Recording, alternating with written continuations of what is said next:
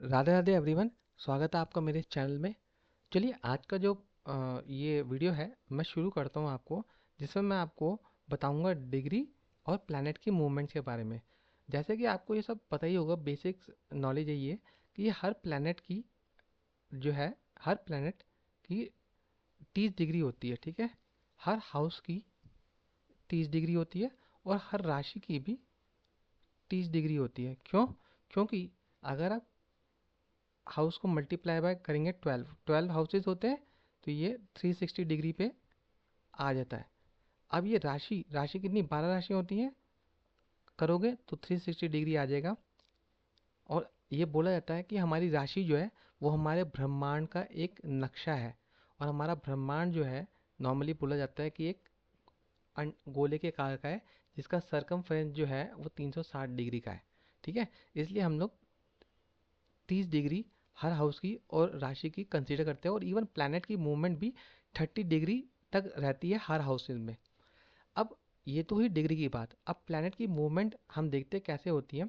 जैसे कि आपको पता है कि प्लैनेट जो होता है वो एंटी क्लॉकवाइज रोटेट करता है हाउसेज में, ऐसे इस तरह से। ठीक है, तो इसकी एंट्री पॉइंट क्या होता है, जब कोई भी प्लैनेट 0 डिग्री पे होता है तब वो किसी भी हाउस में एंटर करता है। फिर वो ये ट्रैवल करते करते करते जब तक वो 30 डिग्री पे पहुंचता है, तब वो हाउस के एंड पे पहुंच चुका होता है। और जैसे ही 30 डिग्री क्रॉस करता है वो अगले हाउस में पहुंच जाता है। जैसे ही 0 डिग्री आती है वो अगले हाउस में एंटर कर जाता है। ये तो होती है नॉर्मल प्लैनेट की मूवमेंट, जिसको हम एंटी क्लॉकवाइज मेजर करते हैं। कुछ एक प्लैनेट ऐसे होते हैं जिनकी मूवमेंट क्लॉकवाइज होती है, यानी इस तरह से मूवमेंट होती है, इस तरह से। इस तरह के प्लैनेट को हम लोग क्या कहते हैं, रेट्रोग्रेड प्लैनेट बोलते हैं। इनकी चाल उल्टी होती है, एक तरह से देखा जाए तो दूसरे ग्रहों के मुकाबले ये क्लॉकवाइज मूवमेंट देते हैं। तो अब यहाँ पे कंसेप्ट उल्टा हो जाता है। अब जब ये यहाँ से कोई प्लैनेट एंटर कर रहा है, तो 0 डिग्री पे नहीं, वो 30 डिग्री पे एंटर कराएगा किसी भी घर में। क्योंकि देखिए यहाँ से ये उल्टा चल रहा है। तो जब ये सीधा चल रहा था तो यहाँ 0 पे एंटर करके 30 पे एग्जिट कर रहा था।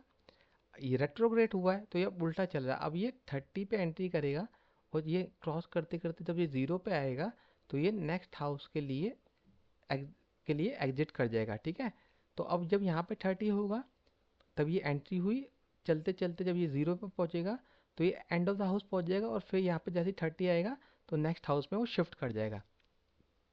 ये मूवमेंट रेट्रोग्रेड प्लैनेट की होती है। अब एक बोल्ड रूल लिख लीजिए कि सन और मून ये कभी भी रेट्रोग्रेड नहीं होते हैं। ठीक है, बाय बाय डिफॉल्ट ये कभी रेट्रोग्रेड नहीं होते हैं। रेट्रोग्रेड प्लैनेट की अ, निशानी क्या है कि इंग्लिश का चार्ट होगा तो उस पर रेट्रोग्रेड प्लैनेट के ऊपर आर लिखा होगा, और हिंदी का चार्ट होगा तो उसके ऊपर स्टार बना होगा प्लैनेट के ऊपर। ठीक है, तो ये मान के चलिए कि सन और मून कभी भी रेट्रोग्रेड नहीं होते हैं। एंड राहु और Ketu by default retrograde movement ही करते हैं। राहु और केतु रेट्रोग्रेड ही होते हैं। ठीक है, तो अगर कोई प्लैनेट आपकी कुंडली में रेट्रोग्रेड नहीं है एक्सेप्ट राहु केतु, तो उनकी मूवमेंट एंटी क्लॉकवाइज ही रहेगी। ठीक है, जबकि राहु केतु की मूवमेंट हमेशा क्लॉकवाइज ही रहती है, क्योंकि वो बाय डिफॉल्ट रेट्रोग्रेड मोशन में ही चलते हैं। तो ये एक छोटा सा वीडियो था डिग्री और प्लैनेट्स की मूवमेंट के बारे में। ठीक है, ये वीडियो बनाने का मेरा मकसद ये था कि आगे आने वाले वीडियोस में ये बेसिक्स वीडियो जो है आपको एक अच्छी इंसाइट दे सके कि आगे हम कैसे कैसे प्रोसीड करेंगे। आशा करता हूँ आपको ये वीडियो पसंद आया होगा।